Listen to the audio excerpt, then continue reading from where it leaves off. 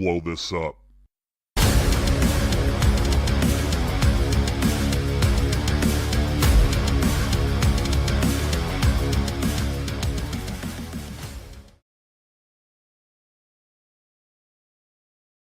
Look alive, Bomb Squad. We are back for another installment of Let's Blow This Up. I am your host, Jason Sircone, and in this episode, we are going to talk about positioning yourself as an authority through your podcast, and we're going to have the insights of someone who has just started her podcast adventure. So, like always on these live streams, I can't do it alone. I need the help of my friends. And on this episode, I am pleased to welcome to the show the founder of Whitehouse Strategy and Marketing and the host of the 7-Figure Copy Podcast, Gina Whitehouse. Gina, welcome to Let's Blow This Up. Thank you so much for having me here. Great to have you here. And as I said, we are very excited to dive into the perspective of a new podcaster. You are, and this is something that warms my heart, you are just getting towards the end of your first season. So you grabbed hold of that seasonal approach and you're building out your content in that perspective. So we want to cover a lot of why you felt podcasting was the right move for you, how it impacted you and your business, how it's improved in communication, all the great things that podcasting has brought. But also let's tap into what you've learned. And maybe there are some negatives that have happened along the way that you know going into your future seasons you can correct and get pointed in the right direction. So let's start from the beginning. What turned you on about podcasting and made you want to take that leap into this medium? Thank you so much. Well, I'm a conversion copywriter. So what I do for a living is I write words that sell for businesses. So if you've got a product or a service or an offer that you need to get out there and you need to persuade people to buy it, I'm the person that writes out those words for your sales pages, emails, website, yada, yada, right? So I've been at this for a couple years now, and I wanted to, I have so many goals with podcasting. But one of the things I wanted to do is create some long form content that was going to be out there, that's going to live out there longer than an Instagram post, right? Indeed. And so I'm always looking for new ways to tap into new audiences, meet new people, and really just establish myself as an authority in the field of conversion copy. So I thought, well, I've never done a podcast before, so let's try this out and let's see. And people can get to know me and hear my voice, and I could tell a little bit about my background and where I came from, and perhaps, my target audience will connect with that, and we'll just see where it goes. And you hit on something very interesting, that long form content approach. And that's really what podcasting delivers to everyone. And when people are in podcast mode, it's not like when they're in Instagram mode. They are typically looking to consume stuff in a very fast fashion. Let's scroll, get me to the next thing. Okay, this was blah, moving on to the next thing in 2 seconds.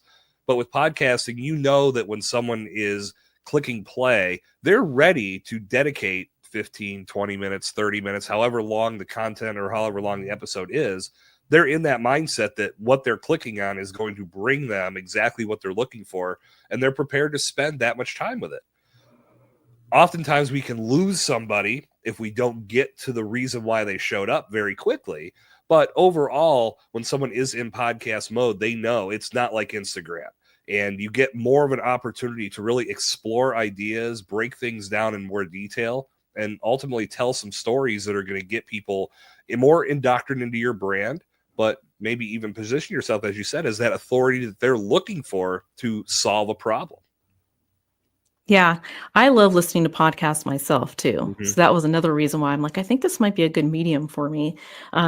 Every time I listen to someone's podcast, I usually binge a couple episodes if I like it, and I'm someone who doesn't have much time. I'm a mom, I have 2 kids, I'm married, we're busy, right? So when I'm listening to podcasts, usually I'm on my daily walk, or I'm washing the dishes or folding the laundry, whatever. But I always feel like, okay, if I listen to 2, 3, or 4 episodes now, then I go to social media and I follow that person, and I feel like I know them more than just little blurbs that are put out there, in this social media universe. So I thought, well, this might be something that's really helpful for me. And I mean, it's such an honor to be in someone's ear too. Like every person who listens to my podcast, I'm just so grateful for it.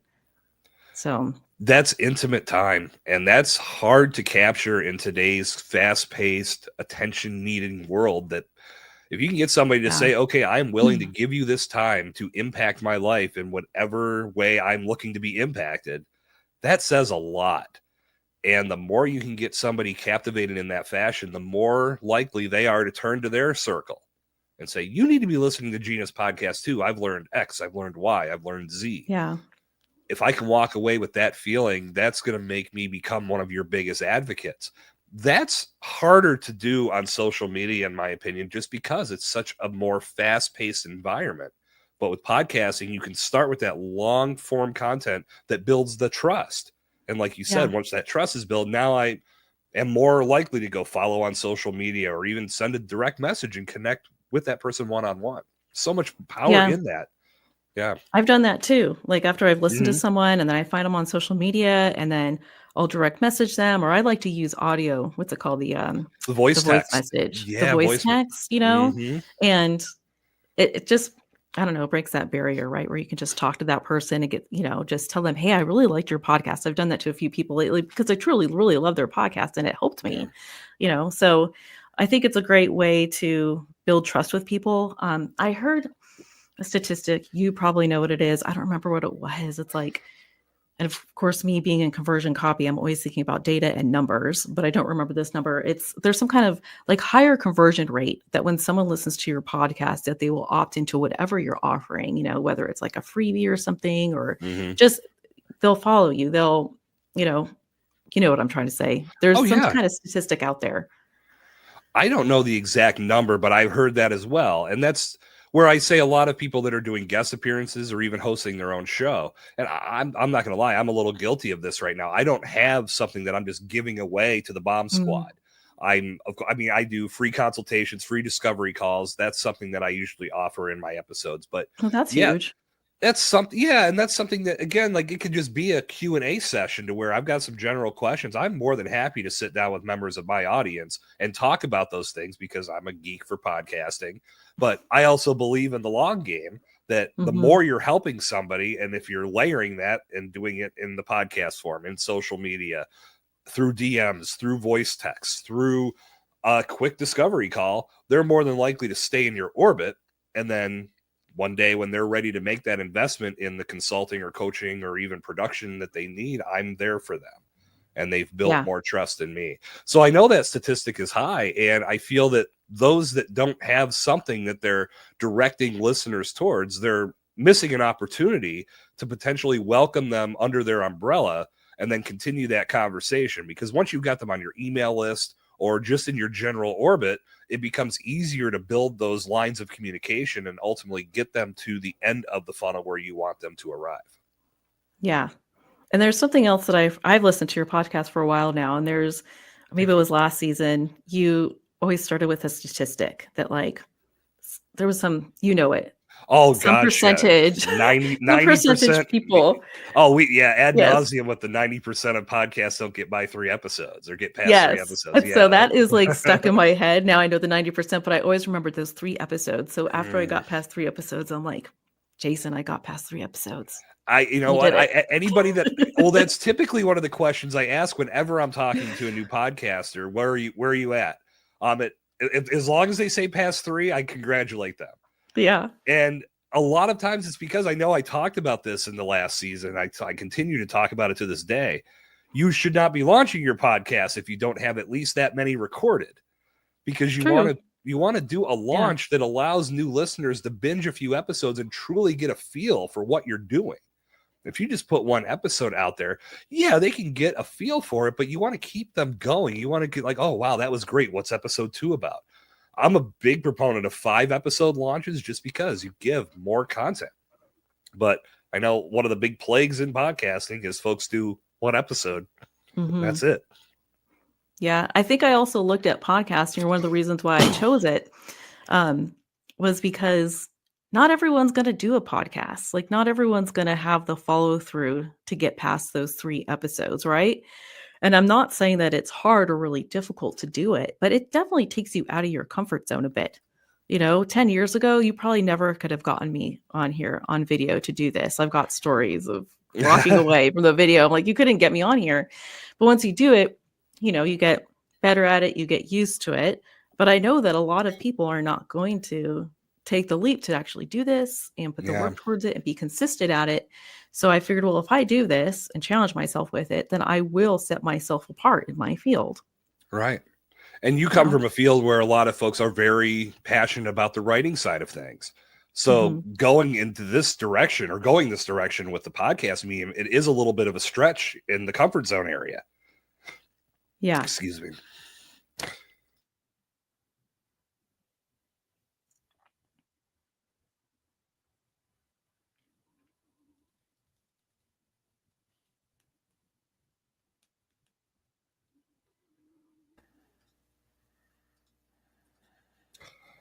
All right, Bomb Squad, here's the deal for the live audience. Allergies are kicking my ass. So if you see me going off screen and muting, it's so you don't have to listen to me coughing my face off. I apologize. I was hoping I could get through this. It's not happening. So we're, 11 and a half minutes into this, and I'm already choking like a fiend. So just so you know, if I step out, that's why. Not no disrespect meant. On the audio side of things, you'll never hear this because this will all be deleted. So let's pick up where we left off before I just lost my mind again and lost my throat again. So I think that going down that path of having a good understanding of what you want to create with your podcast and making those connections, you do it with words very vividly, very beautifully. This is the new extension of that. But one thing I wanted to ask you, Gina, with what you're putting into your podcast, are you repurposing the content to put it out for blog posts, social media posts, emails? Because there's a lot of what's poured into the microphone for your podcast that can be utilized in a text content format. How are you utilizing your show for that? Yeah, so I'm actually just starting to do it. I'm a one-man show here, so I know the feeling. I can't do it all at one time. Yeah. I'm almost done with my season. My next episode next week, which is episode 18, that's the last one in my season.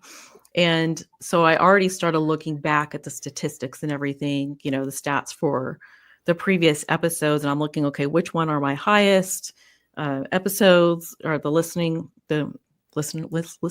Is that the word I should use? Viewership, listenership. And I'm also looking at the ones that are the lowest. I'm looking at, okay, maybe this isn't, people aren't listening because the subject line, the title is not very good, right? So I'm just looking at the data. So I already went back like last week and I took one of those and I repurposed into a blog post. So that's just like one of 18. But I could literally, in the next few weeks, once I'm finished and I kind of focus on planning the next season, I could take a chunk of time and start repurposing those into blog posts. I could take some of those and even repurpose them into like some lead magnets, different pieces of information, snippets that I can give people. I would love to even take my episodes and take some of that content and make it into like a small attraction type book. There's so many things, right, that you can do with it. Obviously, social media posts, and even just, so I started the podcast in January. That's when it launched. I haven't really had to think of so much content to post on social media, since most of it is now just kind of generated through the podcast and promoting the podcast. Yeah. So, I mean, it's just, I feel like if I never did another season of this podcast again, I have enough content to last me for years. Well, you really nailed one of the big reasons why I love series-based, season-based podcasting, because that content is so plentiful. And once you create the resource and you create that asset for your brand, and it's now in place in that one format, you now have time to where if you were completely wrapped up in that content creation space, once the season ends, now you can take that content and start repurposing it in a number of different ways. I know I'm in that same mode. There's a bunch of different things I want to try with all of these episodes in season 3.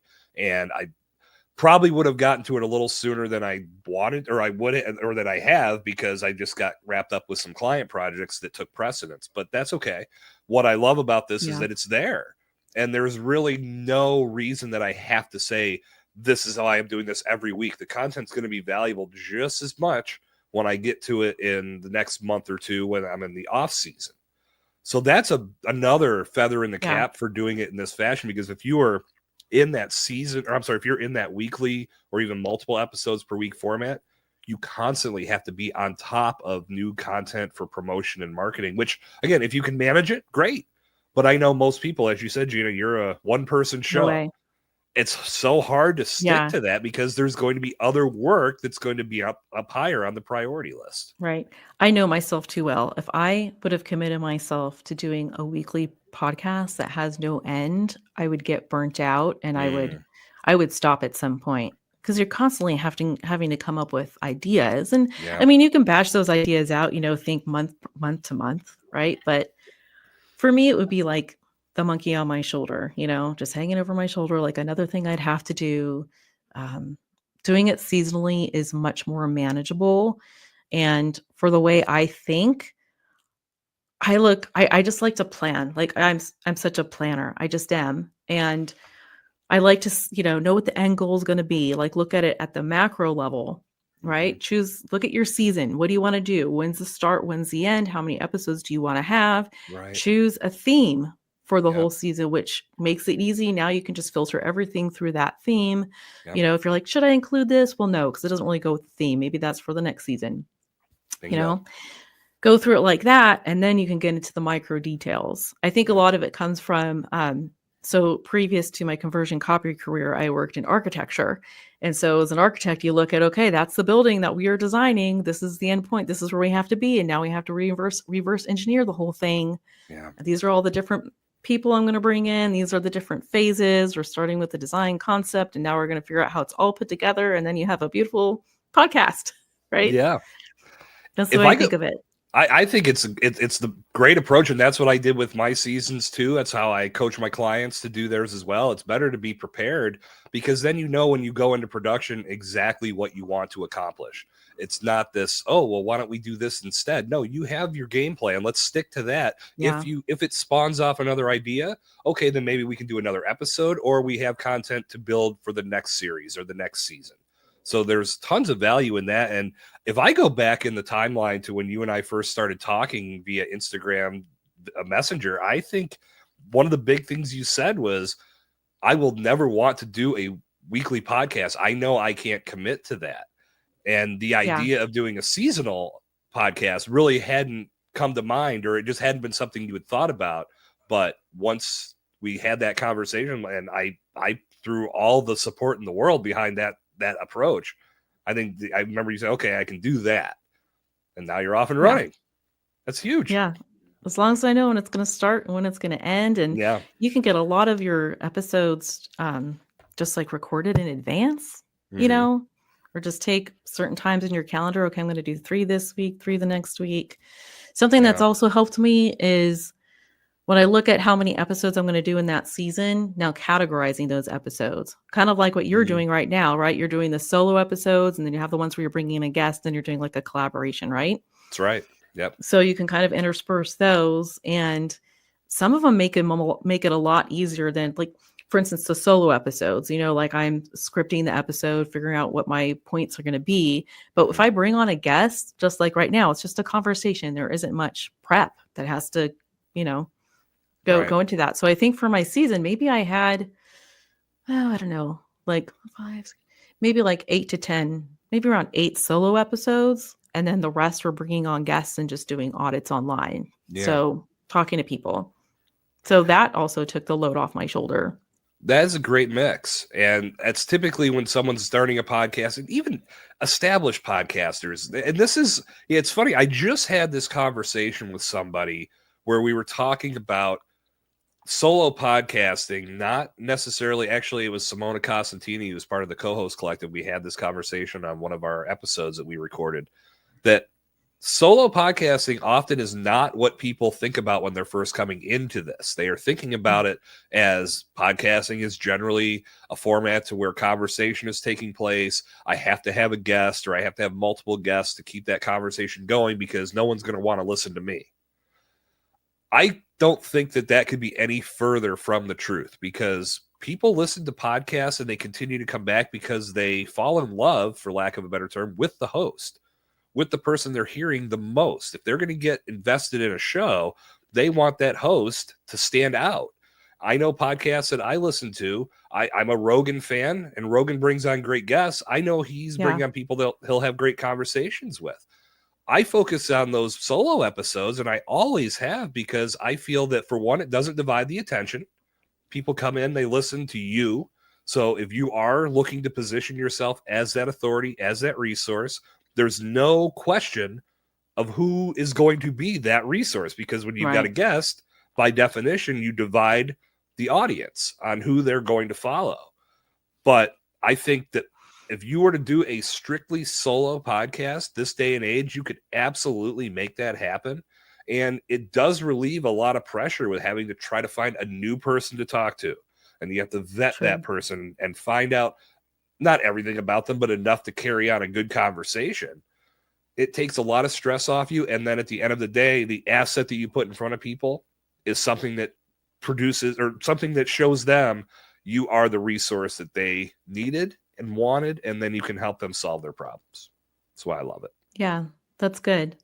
Well, I think Yeah. people listen to podcasts for different reasons too, right? Also true. Like, Absolutely. I mean, personally, for me, like, I think about like reading. I love to read, but I'm definitely a nonfiction book reader. I'm trying, like, I'm making myself read more fiction so I could just like turn off my brain and stop learning, because I am a constant learner. Mhm. You know, you can take in so much information that eventually you don't do anything with it because there's just so much, right? Anyways, but so when I'm looking for podcasts, it's the same way. Like, I'm usually looking for someone to learn from. Mhm. You know, I listen to like a lot of business-based podcasts. Sometimes I'll listen to Rogan, though, man, those 3-hour podcasts, they are long. It's Oh like gonna yeah. take me 2 weeks to Those are get through usually one for of my them. car rides. That's when I'm Yes, lining those up. yes, Yep. real long car rides. Yep. But he does bring on great guests. So, but I mean, personally, like what I'm looking for is, and I guess it falls into that category a lot of the solo people who are doing the solo podcasts. But it is always fun when someone brings on a guest too, to learn from someone else, and then you get Mhm. introduced to someone else and you go down that rabbit hole. And Yeah. there's a place for each. I don't listen to, I know like true crime podcasts, those are really popular, right? I don't listen to Yeah. any of that stuff. Me neither. I'm It's like, never yeah. been, never. I get it. I understand why it's Yeah. popular. I've just never. That's never been my thing. So Yeah. yeah, I mean the ratio that I usually recommend is, okay, if you're doing a weekly episode, which is, or I'm sorry, a weekly content release, that's typically the most popular approach. 3-to-1 ratio. Do 3 solos, 1 guest. Mm. But on your season, you could have that type of statistic and just multiply it out based on the number of episodes that you want to have. Say you're going to do 16 episodes in your year. Okay, I should look for 4 to 5 guests, give or take. And then Right. the rest should focus on me and what I have to say. And what I like about what you do, Gina, it's very much my approach to solo, not making them too long. Trying to stay in under 20 minutes if possible. I try. Sometimes Yeah, it's hard, but I try.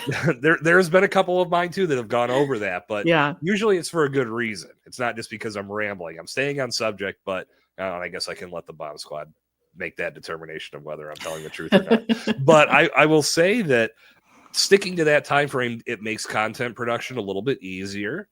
And it does keep things a little bit more succinct because you're only working in that 20-minute window. You want to make sure that you're packing as much value into that time frame as possible. That to me is Yeah.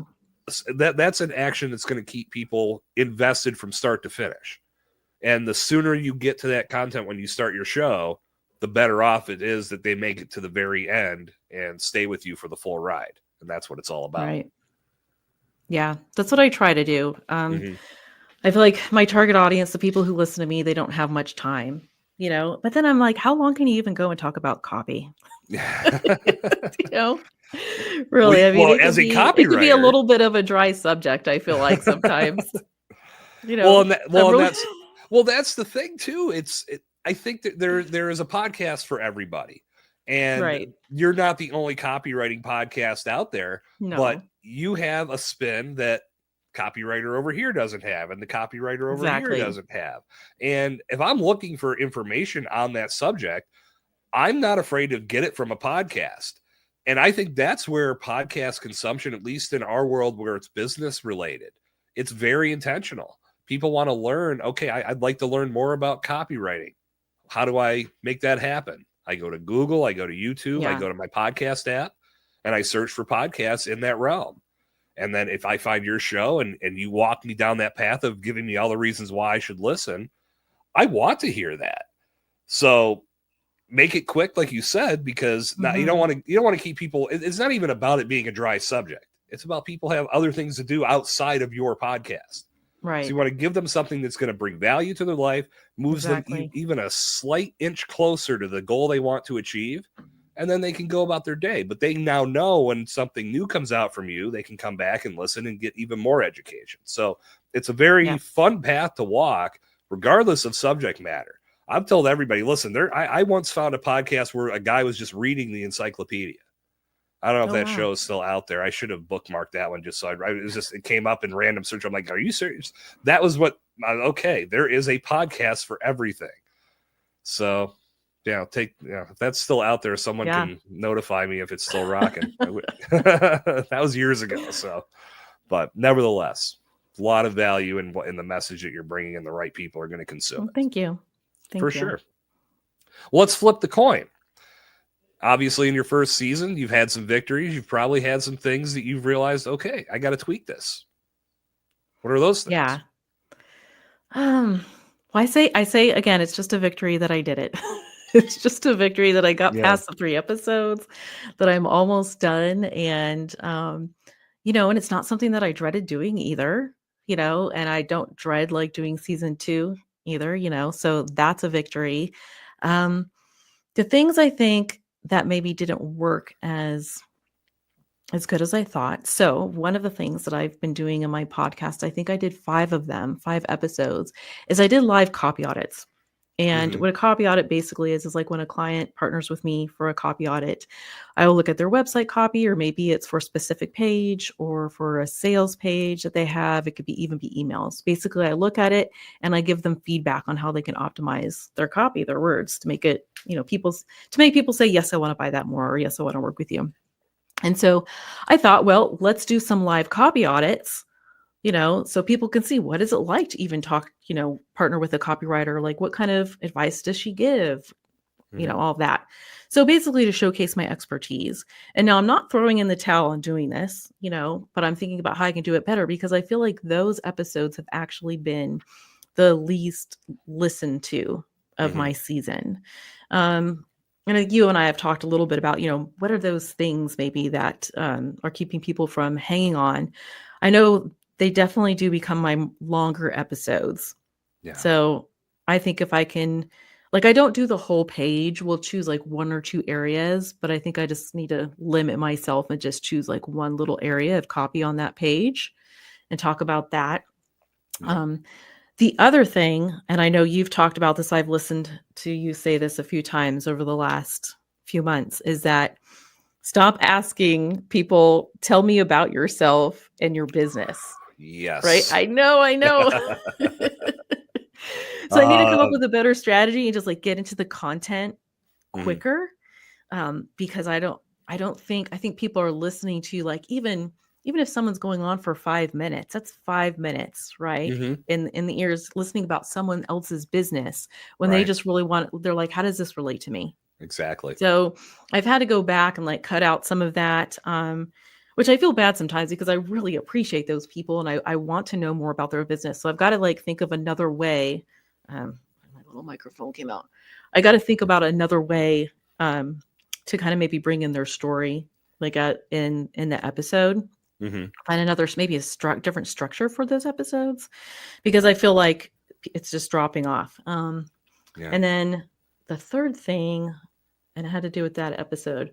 Oh, like you and I had discussed, they're copy audits. So I'm reading the copy out loud. People don't actually see it because I'm not doing video. I'm just doing audio, which I thought, okay, for my first season, definitely I'm just going to do audio. I'm not going to try to take on too much, because I also thought, well, if I add video, that could be a barrier for me to actually finishing this thing, because not only, do I have to think about how I'm going to speak, but now I got to worry about how I'm going to look. And I don't want to have to worry about that. And I don't have to keep it from keeping me do the podcast. So I'm like, okay, for this round, we are just doing audio. Yeah. So, but when I'm doing the copy audits, people can't actually see their website. They can't see the copy. So I'm reading it and then I'm reading, okay, this is how we changed it. And I do know it's been helpful because people have given me feedback, but I'm just not getting the numbers. which, Yeah. hey, at the end of the day, maybe, it's not all about the numbers. And I know you've talked about that before too, right? The Mhm. purpose of the podcast is, again, to get more exposure, to get more clients into my business. So, Right. you know, it might only take 10 people listening to the episode for me to get a new client, Mhm. or it could take 300, who knows? But at the end of the day, it's the numbers that are coming into my business, not necessarily the podcast numbers of listeners. So there's that Right. balance there, right? Yeah, there's definitely a lot to unpack there. For one, I want to go backwards on the second point that you Okay. made about getting people to just get to what they're there for. Like, let's talk about the reason why you're the expert I want to lean into, and your expertise is going to be valued to my audience. We don't care about your 10, 15, 20-minute story. I don't know if you've realized throughout our conversation up to this point, there has been a few different points along the way where you have dropped in elements of your story, and it Yes. weaved very organically into the conversation versus you having to front load all of that information. You mentioned that Right. you're a wife and mother. You mentioned that you used to be in the construction business. One that we have to talk about that I know about is the pasta business. Being an Italian, I need to know more about that. Yes. But I feel that just naturally flows in the conversation versus tell me about yourself, to where I've just opened up the floodgates for you to go on Right. for as long as you feel it takes to tell your story. And that can severely cut into the reason why someone tuned in. And again, I'm not even saying this as a detriment. I'm just saying attention spans don't support it anymore. We got to Right. get people to the reason they showed up. So just jumping in, that to me is really one of the big points. And again, like I said, I like hearing bits and pieces of your story get interwoven to our conversation, because it's more like a new conversation like you'd have with somebody if you were sitting down with them at a coffee shop for the first time. Yeah. I can see how, it goes like that. And I just need to practice it more, right? It's a habit. It's a tough habit to It's break. just, Believe me. yeah. It wasn't until I won't name the guest, but that was as I was listening to this long story. In my head, I was just, I need to change this up. Mm-hmm. This to me is just not. This isn't why Same anybody here. is listening. And then when I looked at it, like, we're already half an hour into an hour live stream and haven't even got to the bulk of the matter yet. Like, Right. we We're all in the gotta. face. Yeah, that was just, I was like, we got to fix this. And that's what I've been doing ever since. That was a big realization for me. And again, it's just more about thinking about the overall subject versus like this person came on and that they have to be validated for that guest appearance. That's not true. You're Mm-hmm. bringing them on because they can bring value to the audience. They have good stories to tell. People are going to learn about them as they go. If they got what they showed up for, they're more than likely to go follow that person. Like you said, you'll go follow them on Instagram, follow them Right. wherever they're at, whatever their call to action leads you to.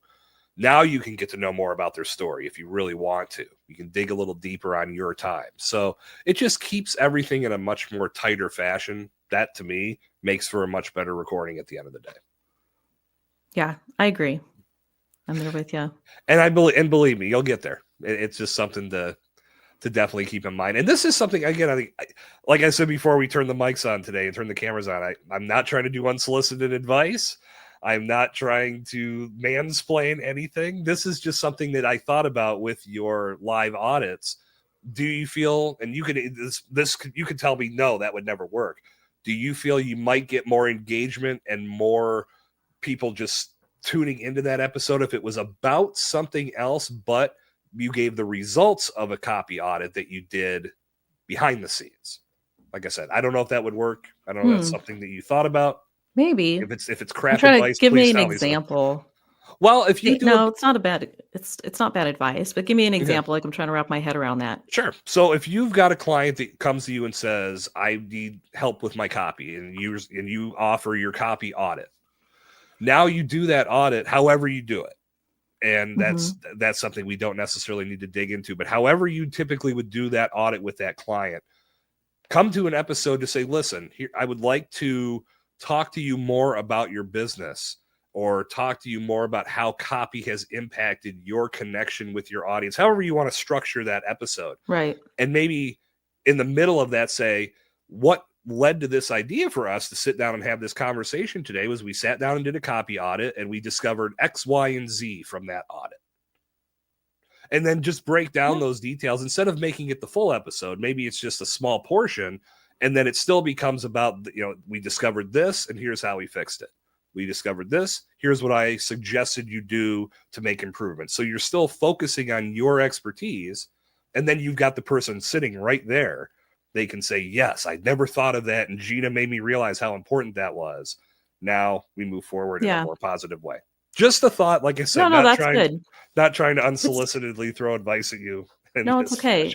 It's not a huge change from what I'm doing already, but I can see it's like a little bit of a perspective change on it. Right. Just changing the way the structure of it is done. It could even be done where I bring on clients, that I've already worked with, and we just talk about what is it like to work with each other? Why did you come to me? Kind of interviewing them in that way, and then maybe touching on like 1 or 2 points of this is what it was before and this is what it is now. Yeah. One thing I like to do on social media, and I kind of go in and out of doing it on Fridays. I don't do it every Friday. For a period, I was doing it every Friday. Now it's like, just here and there. Yeah. As I like to do a copy makeover. Like, I love a good makeover, and I love a good makeover story. I love a good before and after, So I'm like, why don't I do that with copy, right? So I would just feature someone, and some of them have been people I've actually have done audits for in the past, and I just, hey, can I use it as a copy audit this Friday? Or I'll just solicit it, and I'll just put it out on Instagram. Hey, if anyone would like me to just look at like 1 line of copy for you, and you want to be featured as a copy makeover, I'll feature your business. You'll get more exposure, And usually someone raises their hand, 1 or 2 people, and then I'll just schedule it out. I'll just rewrite a little piece of copy for them, and then I'll put it on there on Friday. We do the big reveal. And then, and then afterwards I just go on there with a video and just talk a little bit about, okay, this is what we did here. And this was their challenge or problem, so maybe even taking just that concept a little bit more and changing the copy audit around a bit. Yeah. The structure of it, I think. And you could even expand upon that and say, let's just say for conversation's sake, next season is 16 episodes. Maybe you could load up 16 of those that you do your same social media approach, but then it's also a segment on your podcast. I don't know. Oh, yeah. Something too. This is why I love seasons. Another reason why, because now you can evaluate, and then you can say, what? This is a very easy thing that I can make a change for when we get back into production. And it's a wide open canvas. You can try new things and see what works and see how people respond. And you can always poll your audience and say, what do you think? Did you like this? Did you not like this? I can take things out, whatever it may be. Yeah. There's a number of ways that you can go with it, but that's what's cool about this. Like I said, season 3 of Let's Blow This Up is nowhere like what season 2 was, other than season 2 was all about live streaming because I had never really done it. And I wanted to dive into it. So now I knew going into the 3rd season, I wanted to incorporate that, but I also wanted to have my solo content. I also wanted to do the co-host collect. So I said, all right, well, we'll do all 3 of these and have some fun with it. And I was just talking with Mark Roddick today as you and I sit and record. And I told him I would, if we could figure out a way to make that, the co-host collective, a real podcast, I would love to do that. But wrangling everybody to do those recordings for this season was not the easiest of tasks, which was something I learned along the way. Once we got everybody in the seats, we had great conversations, but it was just everybody has their agendas and their lives, and it can be hard to get everybody to coordinate in that fashion. But how many people do you usually get on that at one time? We had no more than 3. And I will preview this now as we sit and we were pre-recording this live stream. A week from tonight, on the live stream is going to be our season finale featuring everybody from the co-host collective. Oh, cool. So that's 7 of us. The most I've ever done on a live stream was 5, me being included in there. And that I almost felt like, ooh, that's the sweet spot. Like that was just enough to where we could have conversations and everybody felt heard. Now we're going to add 2 more to that. So we're going to see how this goes. I think it's going to be a lot of fun because everybody collectively coming together for this season to create that content loved what we did. So I know many of us have friendships within that group, and some people have met each other from this co-host collective for the first time. There's going to be a lot to celebrate. So it's going to be a fun way to wrap up the season. That'll be fun. Yeah, for sure. Great. So in regards to your show, just getting back to where you feel things will go, is there anything that, again, maybe because you haven't fully wrapped things up, you haven't taken that wide angle lens look at things yet, but as you go into future seasons, is there anything that you really want to focus on as you build out new content? Oh, well, I've been thinking about season 2. What do I want that theme to be? Mm-hmm. And so the theme for season 1 was setting yourself up as the expert. Kind of like what I was doing with my season, right? Right. Because it's a pain point with my target audience. They don't know how to put themselves out there without, either sounding too braggy or talking about themselves, and you just kind of have to do it, but there's a way to do it in a way that's not like what I just said, where it's like me, right? Yeah. So I've gotten a lot of great feedback. One of the things that people have told me more than once is that they like the before and afters. They like the examples I give, and I think that it generates a lot of ideas for people. So I still want to be doing that. Not too many, but just a few, 2 or 3 little. This is what it says. This is what it could be. But so I've focused a lot too, just on the foundations of copy and the foundations, those principles that you need, that to help you write words that are more persuasive, to get people to purchase your offers, services, and products. I focused on that, but a lot of it has been foundational. Again, we're building a building right here. We're just getting the foundation. So even if you're starting from nowhere, my podcast really is geared toward people who are scaling from like 6 to 7 figures. Mm-hmm. So, those people, they're not going to sit down and write their own copy, but I can give them some examples and things, right? It's just for a few tweaks that you can just make right away, and I know even though I'm gearing it towards those people, there's still those that are just at the starting point in their business and they're not at the point yet to partner with a conversion copywriter. So I still like to give some stuff to those people who are just starting, Sure. So, but I think next season, what we're going to go into is do more of a focus on sales pages, because what I focused a lot on season 1 is, even though I'm showing you how to set yourself up as an expert, on your website, in your copy in general. What am I trying to say here? We focused a lot on homepage and about page copy, right? Yeah. Because the homepage on your website, that's where you're gonna hit that spot. First, it's like today's business card, right? A lot of people don't even have a business card today. They go to your homepage, right? It's the home of your business. And then one of the most forgotten pages is the about page, right? Because people just treat it like a bio or a resume. And it's really, what I like to say, is your secret sales page. So I focused a lot on that. I use those kind of 2 mediums or examples to demonstrate, okay, this is how you set yourself up as an expert. This is how you build trust, how you build credibility with people. So the next phase I want to go into for season 2 is, okay, now this is how you get people to say yes. And so even though I'm not gonna be like, this season's all about sales pages, I want a broader theme.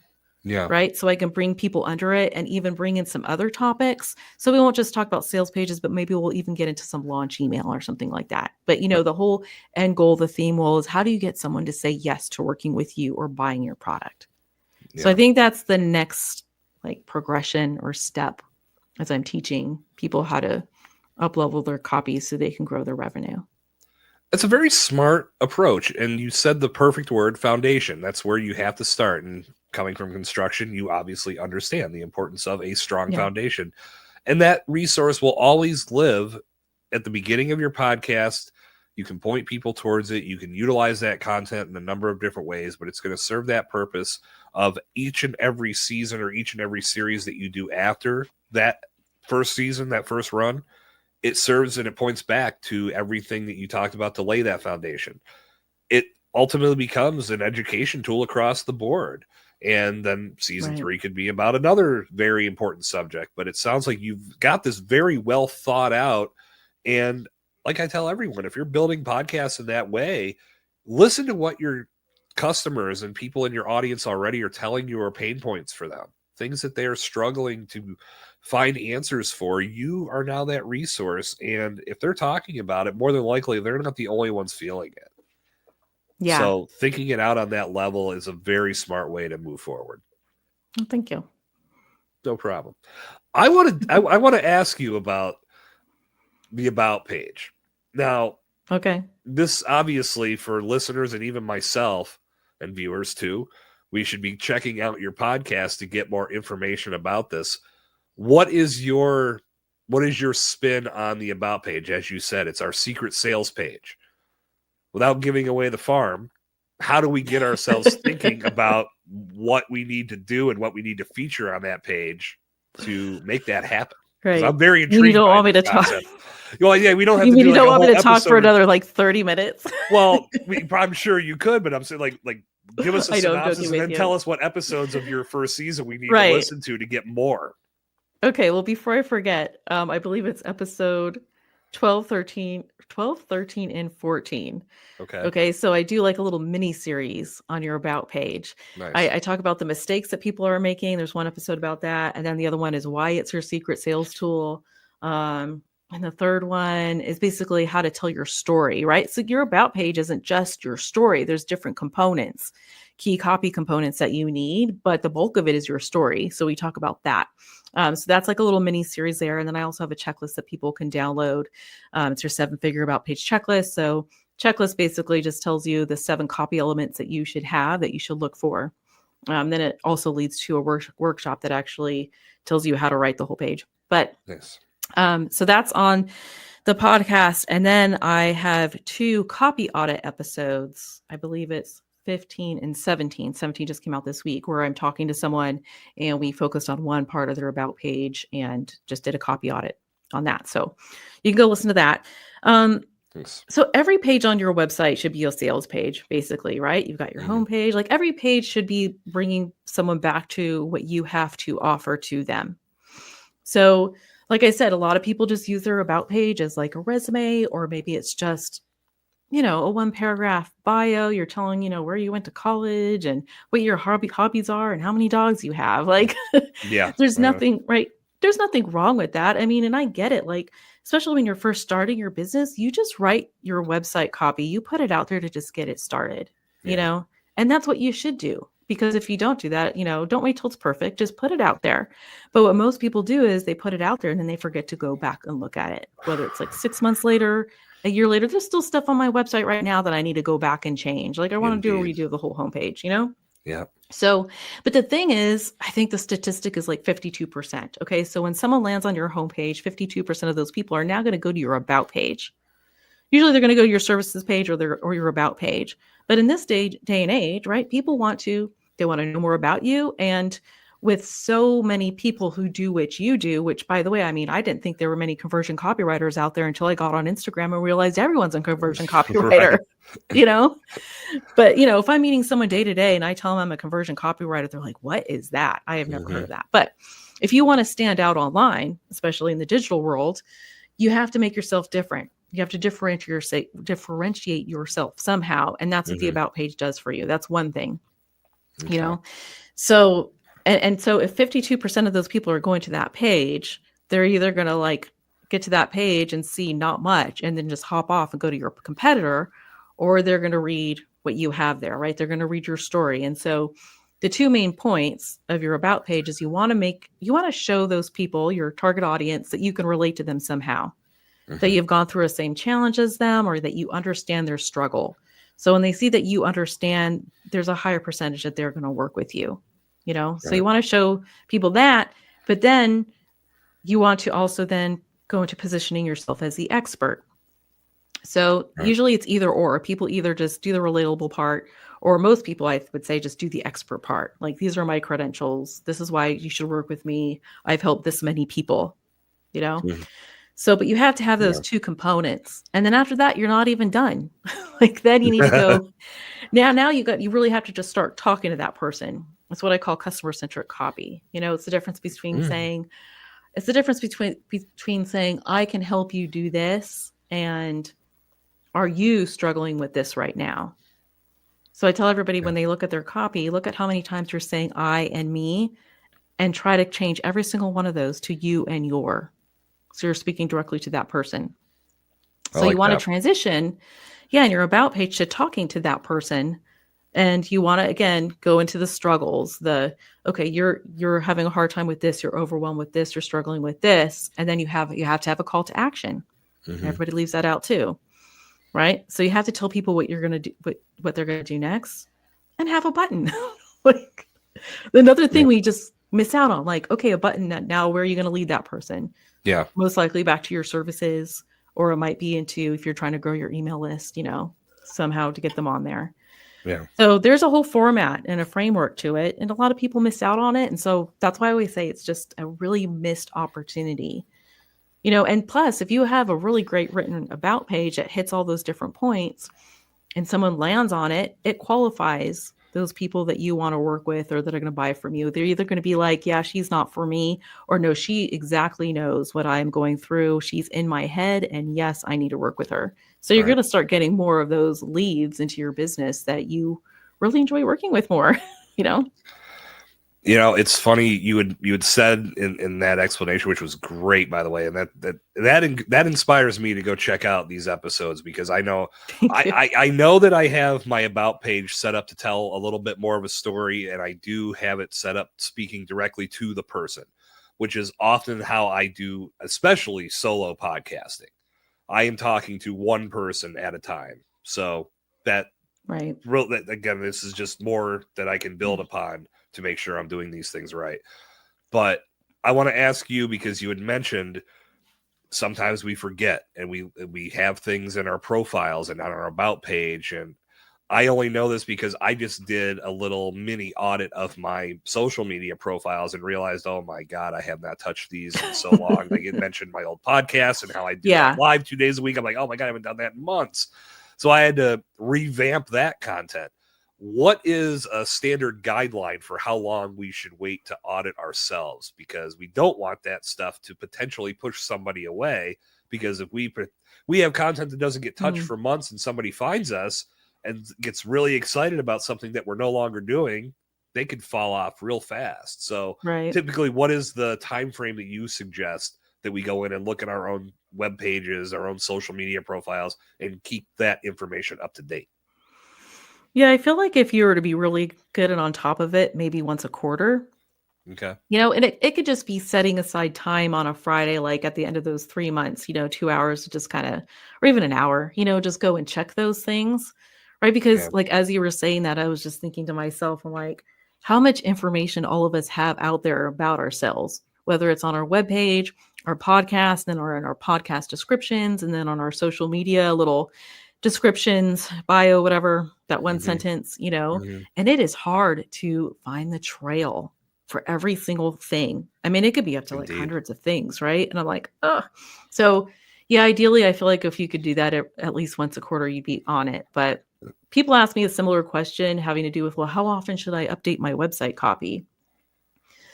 Looking at it like once a year would be really great, but then too, like the episode I had come out this week, that was a copy audit, and we were looking at her about page, but she had just gone through a rebrand of her website.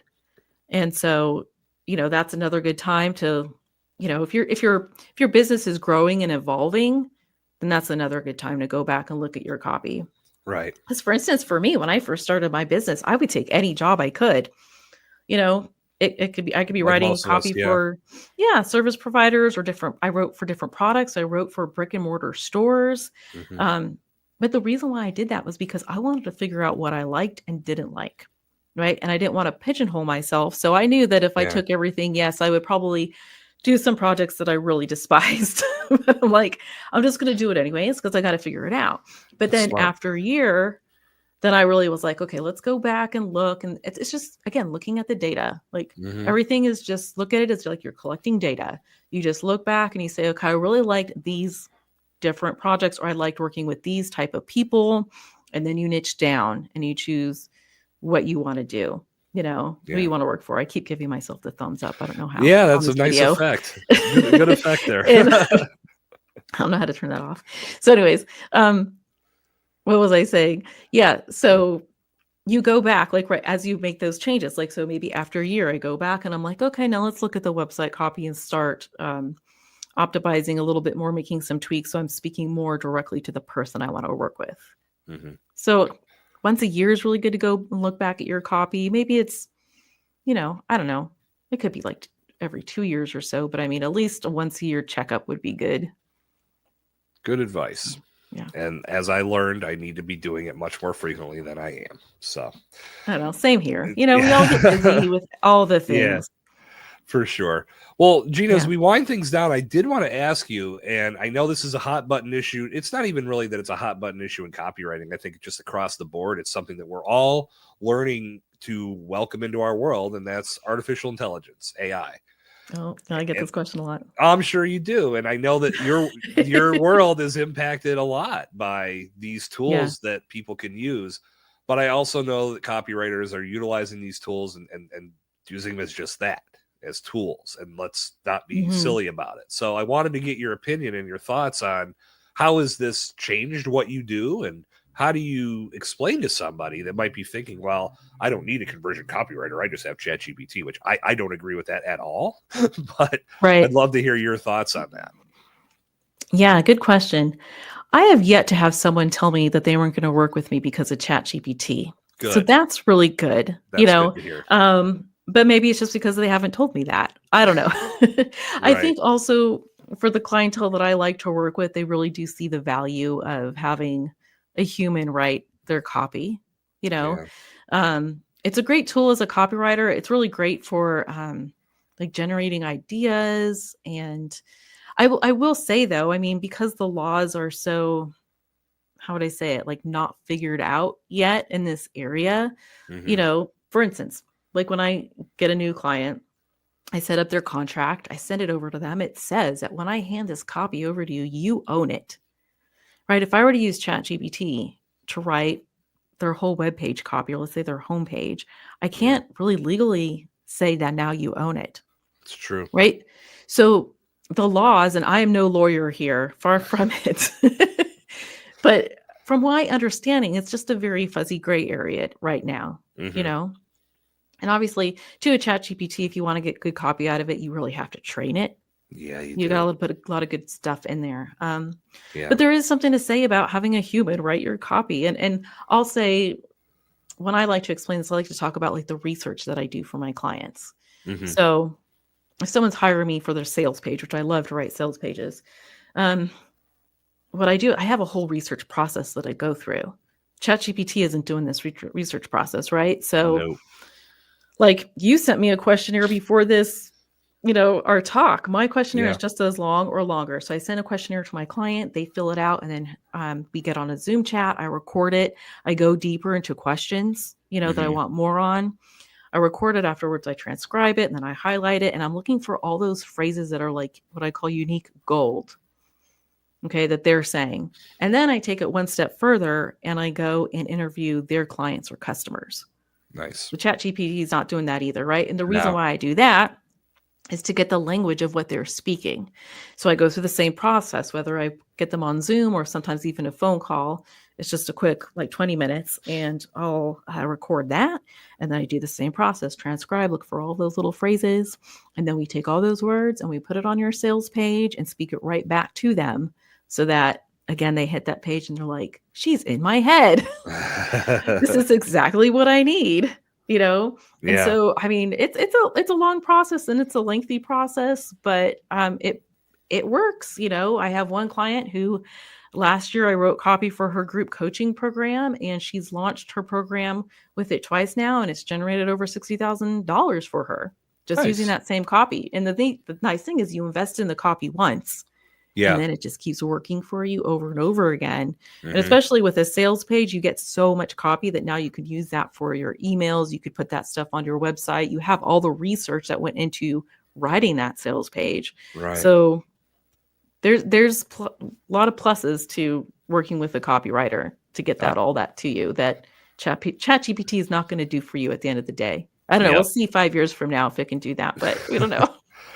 I still think, even as far as it does evolve, and of course it's all speculation at this point, it's never going to Yeah, replace what a human can do. I think a I human's don't think going so to either. find better ways to adopt it into their practices, but overall, it's never going to replace a professional. It's just like every other industry. There are going to be Right. options that come along, but someone that has spent years mastering their domain in this respect, they're going to have a much broader and just a much more enlightened initiative to bring to you So there's still some value in it. Yes. Don't get me wrong. It's a good tool that can help you and generate ideas. Like you said, Gina, that's what I love to use it for.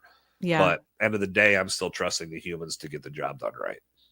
Yeah. So It really, I do use it in my business. I don't use it for the copy that I give to my clients, but I use it in different ways. And being, again, the one-man band, it really does make things a lot quicker. It does. Yeah, no You question know? about it.